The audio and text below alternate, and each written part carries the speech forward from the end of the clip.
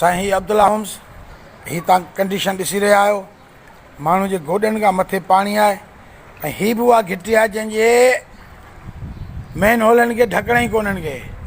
हीअ माण्हुनि जा घर ॿुॾा पिया आहिनि, को पुरसाने हाल न आहे। हीअ अज़ादारी जा ॾींहं लॻा पिया आहिनि।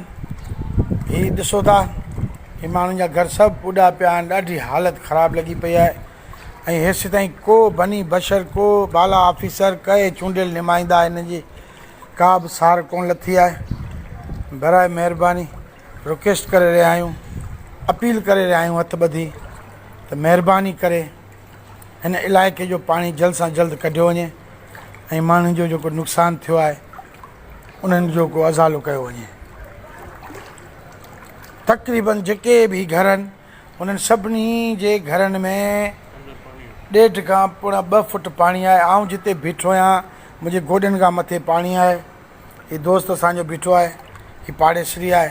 साईं ॾियो ख़बर, को अवामी नुमाइंदो, को चूंडियल नुमाइंदो तव्हां वटि को आयो आहे? जॾहिं बि कंहिंसां ॻाल्हायो आहे, कॾहिं बि कंहिं बि वटि छा तव्हांखे ॿुधायूं, हमेशह इहो ई चयो वेंदो आहे असांजो को वास्तो कोन्हे, असांजो को वास्तो कोन्हे। हिन टाइम महिल तव्हांजे घर, तव्हांजो ई घर आहे साईं?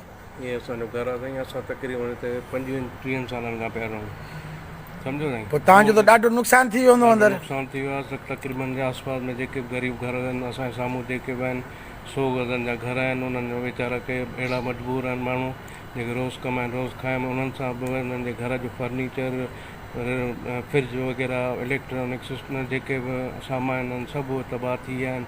ॾाढो माण्हू साईं हिन इलाइक़े जो